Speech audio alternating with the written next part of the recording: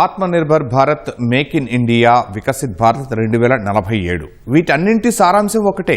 భారత్ స్వయం సమృద్ధి దిశగా అడుగులు వేయటం, దేశ ఆర్థిక వ్యవస్థను బలోపేతం చేయటం. అందుకోసం విదేశీ ఎగుమతుల భారాన్ని తగ్గించుకోవాలి, దేశీయంగా ఉత్పత్తి రంగానికి ఊతమిచ్చేలా ప్రోత్సాహకాలు అందించాలి, విదేశీ పెట్టుబడులను ఆకర్షించాలి. ఇదే విషయంపై దృష్టి సారించింది కేంద్రం. విదేశీ దిగుమతులు క్రమంగా తగ్గిస్తూ స్థానికంగా ఉత్పత్తి పెంచే దిశగా అడుగులు వేస్తోంది. అందులో భాగంగానే 2020లో PLI పథకాన్ని తీసుకువచ్చి నిధులు కేటాయించింది. మరోసారి PLI పథకం 2.0 కింద నిధులు మంజూరు చేసింది. చిప్, మొబైల్ తయారీ సెక్టార్లకు ప్రోత్సాహకాలు అందించడానికి 1.89 లక్షల కోట్లు ఇవ్వనుంది. ఈ నేపథ్యంలో PLI పథకం అంటే ఏంటి, దీనివల్ల కలిగే ఉపయోగాలు ఏంటి, విదేశీ దిగుమతుల భారం ఎంతవరకు తగ్గుతుంది, ఇప్పుడు చూద్దాం. దేశం ఆర్థికంగా అభివృద్ధి చెందాలంటే మొదటగా చేయాల్సిన పని విదేశీ దిగుమతులపై ఆధారపడటాన్ని తగ్గించుకోవాలి అనేది నిపుణులు చెబుతున్న మాట. అందుకోసం దేశీయ అవసరాలకు సంబంధించినవి స్థానికంగానే ఉత్పత్తి చేయాల్సిన అవసరముంది. అప్పుడే విదేశీ దిగుమతుల భారం తగ్గి భారత్ ఆర్థికంగా అభివృద్ధి చెందుతుంది. వికసిత్ భారత్ 2047 లక్ష్యం కూడా అదే. అందుకోసమే కేంద్రం ఉత్పత్తి ఆధారిత ప్రోత్సాహక పథకం PLIకి నిధులు కేటాయిస్తోంది. విదేశాల నుంచి అధికంగా దిగుమతి చేసుకుంటున్న semiconductor, electrical and electronics, mobile phones దేశీయంగానే తయారు చేసేలా చర్యలు తీసుకుంటోంది. అందులో భాగంగానే కేంద్ర కేబినెట్ PLI పథకం 2.0కి ఆమోదం తెలిపింది. PLI పథకం 2.0లో భాగంగా భారత్లో సెమీకండక్టర్లు, మొబైల్ డిజైన్, తయారీ వ్యవస్థను అభివృద్ధి చేయడానికి భారీగా నిధులు ఇచ్చింది కేంద్రం. ఏకంగా 1.89 లక్షల కోట్ల రూపాయలకు కేబినెట్ ఆమోదం తెలిపింది. అందులో సెమీకండక్టర్ రంగానికి అధిక ప్రాధాన్యత ఇచ్చింది. భారత సెమీకండక్టర్ మిషన్ 2వ ఎడిషన్కు 1.27 లక్షల కోట్ల రూపాయలు మంజూరు చేసింది. అలాగే దేశీయంగా మొబైల్ ఫోన్ల తయారీని మరింత ప్రోత్సహించేందుకు 62,500 కోట్ల రూపాయలు కేటాయించింది. దీంట్లో భాగంగా సెమీకాన్ 2.0తో 4 లక్షల కోట్ల మేర పెట్టుబడులు ఆకర్షించాలనేది కేంద్రం ఆలోచన. తద్వారా 2 లక్షల కోట్ల విలువైన సెమీకండక్టర్ చిప్సెట్లు ఉత్పత్తి జరుగుతుందని భావిస్తోంది. ఈ 2 పథకాలకు సంబంధించిన మార్గదర్శకాలను మరికొద్ది రోజుల్లో పూర్తిగా వెల్లడించే అవకాశముంది.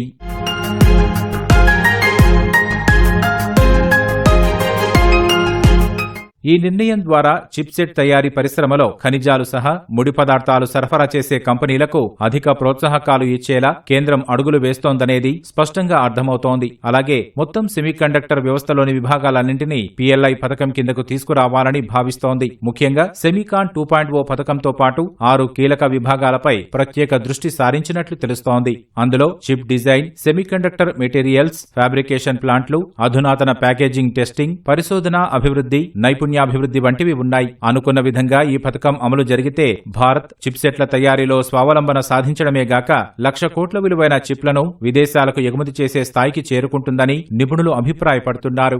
గ్లోబల్ మార్కెట్ చైన్ సిస్టమ్ లో భారత్ ఒక అగ్రగామి దేశంగా ఇలా విదేశాలకు మన ఉత్పత్తులను పెంపొందిస్తూ స్వదేశీ నుంచి ఏదైతే ఎక్కువ పెంపొందిస్తామో విదేశీలో నుంచినటువంటి దిగుమతులను తగ్గించుకోవాలని ఫారిన్ ఎక్స్చేంజ్ సిస్టమ్ లో భారతదేశం ఎక్కువగా ఉత్పత్తి చేయాలనే ఉద్దేశంతో ఈ లక్ష్యాలను తీసుకోవడం జరిగింది. ముఖ్యంగా 2020లో తీసుకున్నటువంటి ఈ విధానం ద్వారా భారతదేశంలో మొబైల్ రంగంలో ఏదైతే మొబైల్స్, ఫార్మాస్యూటిక్స్, అదేవిధంగా అగ్రికల్చర్ సంబంధించినటువంటి టెక్నాలజీ సంబంధించినటువంటి ఎలక్ట్రానిక్ గూడ్స్లలో దీన్ని ఎక్కువ తీసుకురావటం కారణంగా మన దేశం ఉత్పత్తులు అనేది ఇలా యూరోప్తో పాటు ప్రపంచంలో అన్ని దేశాలకు మనం ఈరోజు ఎగుమతి చేసే స్థితికి వచ్చినాం. PLI పథకం అంటే ఏంటి, దీనిని ఎందుకు తీసుకువచ్చారు అనే విషయాలు ఒకసారి చూద్దాం. దేశీయంగా వస్తువులను తయారు చేసి వాటి అమ్మకాలను పెంచుకునే కంపెనీలకు ప్రభుత్వం నిర్దిష్టమైన ఆర్థిక ప్రోత్సాహకాలు ఇవ్వడం, అదే సమయంలో ఎలక్ట్రానిక్స్, ఆటోమొబైల్స్, ఫార్మాస్యూటికల్స్, సోలార్ వంటి కీలక రంగాలలో ఉత్పత్తిని పెంచి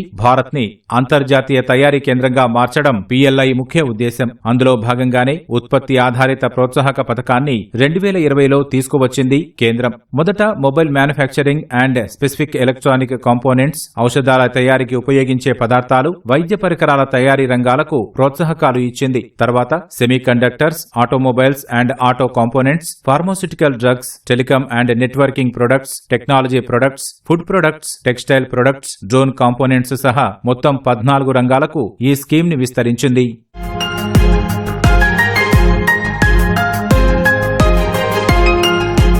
PLI స్కీమ్ ద్వారా ఉపయోగాలు ఏంటని చూస్తే దేశీయ కంపెనీలతో పాటు విదేశీ సంస్థలు భారత్లో పెట్టుబడులు పెట్టేందుకు ఆస్కారం లభించింది. కంపెనీల అవసరాలకు అనుగుణంగా ప్రభుత్వం విడతల వారీగా ప్రోత్సాహకాలు అందించింది. తద్వారా దేశంలో ఉత్పత్తి రంగం ఊపందుకుంది. ఏటా పరిశ్రమల సంఖ్య పెరుగుతూ వచ్చింది. స్థానికంగా ఉత్పత్తి చేయడం వల్ల ఉపాధి అవకాశాలు కూడా మెరుగుపడినట్లు కేంద్రం చెబుతోంది. వేలాది మందికి స్థానికంగానే ఉద్యోగాలు లభించాయని అంటోంది. ముఖ్యంగా PLI స్కీమ్ తీసుకువచ్చినప్పటి నుంచి విదేశీ దిగుమతుల భారం తగ్గుతోందని కేంద్ర గణాంకాలు చెబుతున్నాయి. దాంతోపాటు ఆయా రంగాలకు చెందిన వస్తువులను విదేశాలకు ఎగుమతి చేసే స్థాయికి భారత్ చేరుకుంది. అంటే ఈ పథకం ఎటువంటి ఫలితాలు సాధించిందో అర్థం చేసుకోవచ్చు. అందుకే PLI పథకం 2.0కి కేంద్రం ఆమోదం తెలిపింది. ఉత్పత్తిని ఎక్కువ పెంచడానికి ఈ ఇన్సెంటివ్ స్కీమ్ అనేది తెచ్చింది. ఫర్ ఎగ్జాంపుల్ ఎలా చెప్తానంటే, ఇప్పుడు నార్మల్గా మనం ఇంతకుముందు అంతా ఇంపోర్ట్స్ అనేది ఎక్కువ చేసుకునే వాళ్ళం. చైనా వాళ్ళ దగ్గర నుంచి అలాగే ఇంపోర్ట్స్ చేసుకునే వాళ్ళం. అలా ఎవరి దగ్గర నుంచి ఇంపోర్ట్స్ చేయకుండా మన దేశంలోనే ఉత్పత్తి ఎక్కువ పెంచాలనేది ఈ ఇన్సెంటివ్ స్కీమ్ అనేది గవర్నమెంట్ తెచ్చింది. ఎగ్జాంపుల్ ఎలా చెప్పొచ్చు అంటే, ఇప్పుడు సపోజ్ మనం ఈ సంవత్సరంలో 100 crores టర్న్ ఓవర్ చేశామంటే, సేల్ చేశామంటే, నెక్స్ట్ ఇయర్ మన సేల్ ఒక 140 crore అయిందంటే ఎగ్జాంపుల్ 40 crores పెరిగింది ఇక్కడ నెక్స్ట్ ఇయర్కి. సో 40 crores మీద ఇన్సెంటివ్ అనేది 4% to 6% అనేది గవర్నమెంట్ ఇస్తుంది. ఎగ్జాంపుల్ 4% అనుకుంటే 40 crores మీద 4% 1.6 crores ఇన్సెంటివ్ మీకు గవర్నమెంట్ ఇచ్చేస్తుంది. సో దీనివల్ల ఏంటంటే మ్యానుఫ్యాక్చరింగ్ ఇండస్ట్రీస్ అన్నిటిని ఎక్కువ ఉత్పత్తి చేద్దాం అనుకుంటుంది. అలానే ఉత్పత్తి అన్నామని చెప్పేసి ఇది ఓన్లీ ప్రొడక్షన్ మీదే డిపెండ్ అయిందని కాదు. ప్రొడక్షన్ చేయాలి, అలానే సేల్ కూడా చేయాలి. ఉత్పత్తి చేసి దాన్ని అమ్మడం కూడా చేయాలి. ఇప్పుడు సపోజ్ ఒక 70 crores ఉత్పత్తి చేసింది అనుకుంటే ఆ 70 crores సేల్ చేస్తే మాత్రమే దాని మీద ఇన్సెంటివ్ వస్తుంది. కానీ 70 crores ఉత్పత్తి చేసి ఓన్లీ 20 crores సేల్ చేస్తే 20 crores ఏదైతే సేల్ ఉంటుందో దాని మీదే ఇన్సెంటివ్ అనేది వస్తుంది. కానీ 70 crores మనకి ఇన్సెంటివ్ అనేది రాదు. మనిషికి మెదడు ఎలాగో ఎలక్ట్రానిక్ పరికరాలకు చిప్లు అలాగా. స్మార్ట్ ఫోన్లు, కంప్యూటర్లు, ల్యాప్టాప్స్, టీవీలతో పాటు వాహనాల్లో వీటిని వినియోగిస్తారు. దేశీయ అవసరాల కోసం భారత్ వీటిని ఎక్కువ మొత్తంలో దిగుమతి చేసుకుంటోంది. అందుకోసం భారీగా ఖర్చు చేస్తోంది. ఆ భారం వినియోగదారులపై కూడా పడుతోంది. అయితే వేగంగా అభివృద్ధి చెందాలని భావిస్తున్న భారత్కు ఇది భారంగా మారింది. అందుకే దేశంలోనే చిప్ల ఉత్పత్తి జరిగితే ఆ భారం తగ్గుతుందని కేంద్రం భావిస్తోంది.